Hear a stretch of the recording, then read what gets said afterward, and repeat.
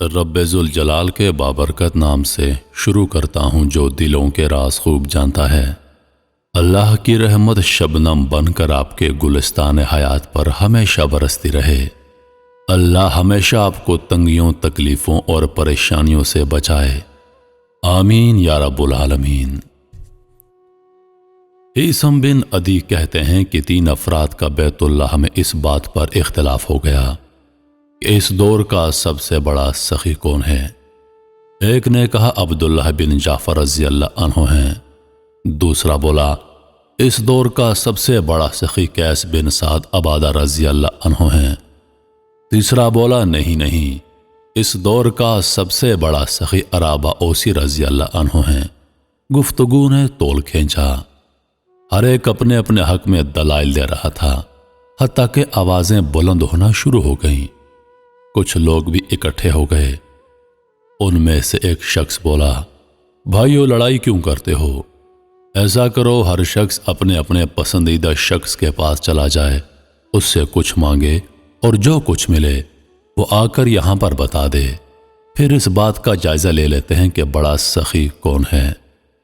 عبداللہ بن جعفر رضی اللہ عنہ کا عقیدت مند ان کے گھر گیا اور ان سے کہا، اللہ کے رسول صلی اللہ علیہ وآلہ وسلم کے بھتیجے، میں مسافر ہوں اور زاد راہ ختم ہے، مدد کا طلبگار ہوں۔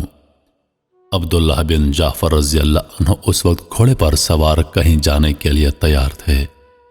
اسی وقت گھوڑے سے نیچے اترے اور فرمایا، گھوڑے کی رکاب پر پاؤں رکھو اور اس پر سوار ہو جاؤ، اب یہ تمہارا ہے، اس کے ساتھ ایک تھیلا بھی ہے، اس میں جو کچھ ہے وہ بھی تمہارا ہے، اور ہاں اس میں ایک تلوار بھی ہے، اس کو معمولی نہ سمجھنا، یہ سیدنا علی رضی اللہ عنہ کی تلوار ہے، یہ تلوار بھی تمہاری۔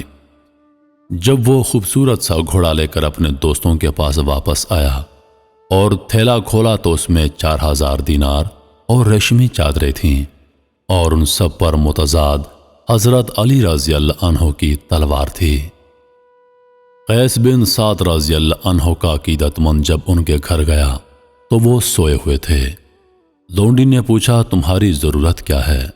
اس نے کہا، میں مسافر ہوں اور زاد راہ ختم ہو گیا ہے، مدد کا طلبگار ہوں، میری کچھ مدد کر دیجئے۔ لونڈی نے کہا، تمہاری اس معمولی حاجت کے لیے آقا کو اٹھانا اچھی بات نہیں، یہ تھیلی پکڑو، اس میں 700 دینار ہیں، اس وقت قیس کے گھر میں یہی کچھ موجود ہے، گھر کے ساتھ حویلی میں اونٹ بندھے ہوئے ہیں، اپنی مرضی کا اونٹ پسند کر لو اور ایک غلام اپنی خدمت کے لیے لے کر سفر پر روانہ ہو جاؤ۔ تھوڑی دیر کے بعد قیس رضی اللہ عنہ بھی اٹھ بیٹھے۔ لونڈی نے ان سے قصہ بیان کیا، کہنے لگے، بہتر تھا مجھے اٹھا لیتی اور میں خود اس کی حاجت پوری کرتا۔ نامعلوم جو کچھ تم نے اسے دیا ہے اس کی ضرورت کے مطابق ہے یا نہیں، تاہم تم نے جو اچھا کام کیا اس کے بدلے میں تم کو آزاد کرتا ہوں۔ ادھر عرابی اوسی رضی اللہ عنہ کا عقیدت مند بھی ان کے گھر جا پہنچا۔ اس وقت نماز کا وقت ہو چکا تھا۔ عرابہ رضی اللہ عنہ بوڑھے تھے اور نابینا ہو چکے تھے، نماز کے لیے گھر سے نکل رہے تھے۔ 2 غلاموں کے کندھوں پر ہاتھ رکھے ہوئے آہستہ آہستہ چلتے ہوئے مسجد کی طرف رخ کیے ہوئے تھے۔ اس آدمی نے کہا، اے عرابہ، میری بات سنیں گے؟ عرابہ بولے، بولو کیا کہتے ہو؟ کہنے لگا، میں مسافر ہوں اور میرا زاد راہ ختم ہو گیا ہے، مدد کے لیے آپ کے پاس حاضر ہوا ہوں، اگر کچھ ہو تو اللہ کے نام پر میری مدد کر دو۔ عرابہ رضی اللہ عنہ نے اپنے دونوں ہاتھ غلاموں کے کندھوں سے ہٹائے اور بائیں ہاتھ کو دائیں ہاتھ پر زور سے مارا اور کہنے لگے، عرابہ نے اپنا تمام مال و دولت خرچ کر دیا ہے، مگر یہ 2 غلام باقی ہیں، تم ان دونوں کو لے جاؤ، اب یہ تمہارے ہو گئے۔ اس آدمی نے کہا، حضرت ایسے کیسے ہو سکتا ہے؟ آپ خود سخت ضرورت مند ہیں، میں ان کو نہیں لوں گا۔ عرابہ رضی اللہ عنہ کہنے لگے، سنو، اب یہ تمہارے ہیں، اور اگر تم نہیں لیتے تو میں بھی ان دونوں کو آزاد کرتا ہوں، اگر تم چاہے تو لے لو، چاہے تو انکار کر دو۔ یہ کہنے کے بعد آپ آگے بڑھے، دیوار کا سہارا لیا اور اسے ٹٹولتے ہوئے مسجد کی طرف چل دیے۔ اس شخص نے ان دونوں غلاموں کو ہمراہ لیا اور اپنے ساتھیوں کے پاس واپس آ گیا۔ تینوں دوست پھر سے اکٹھے ہو گئے۔ ہر ایک نے اپنے عطیے اور سلوک کا ذکر کیا اور ان تینوں کی تعریف کی۔ بلا شبہ یہ تینوں بہت سخی ہیں اور اللہ کی راہ میں خرچ کرنے والے ہیں۔ اب رہا یہ فیصلہ کہ سب سے بڑا سخی کون ہے، تو فیصلہ عرابہ اوسی رضی اللہ عنہ کے حق میں ہوا، کیونکہ انہوں نے تنگ دستی کے باوجود جو پایا سب کچھ خرچ کر دیا۔ صحابہ کرام رضوان اللہ علیہ و اجمعین کی عظمتوں پر لاکھوں کروڑوں سلام۔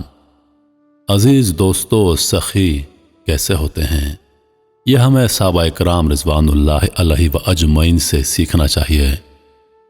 آج ہم کسی کو 5 روپے دے کر بڑا فخر محسوس کرتے ہیں کہ میں نے اللہ پاک کی راہ میں خرچ کر دیا، جبکہ خرچ کرنا کیسا ہے یہ آپ اس ویڈیو میں جان چکے ہیں۔ کوشش کیجئے کہ جب بھی آپ اللہ پاک کی راہ میں خرچ کریں، اپنی طاقت کے مطابق خرچ کریں۔ انہی لفظوں کے ساتھ میں اجازت چاہوں گا، اس امید کے ساتھ کہ سانسوں نے وفا کی تو اگلی بار ایک اور ویڈیو لے کر آپ کی خدمت میں حاضر ہوں گا۔ تب تک کے لیے خدا حافظ۔ اللہ پاک کا آپ سب کا حافظ و نگہبان۔ ہنستے رہیے اور ہمیشہ مسکراتے رہیے۔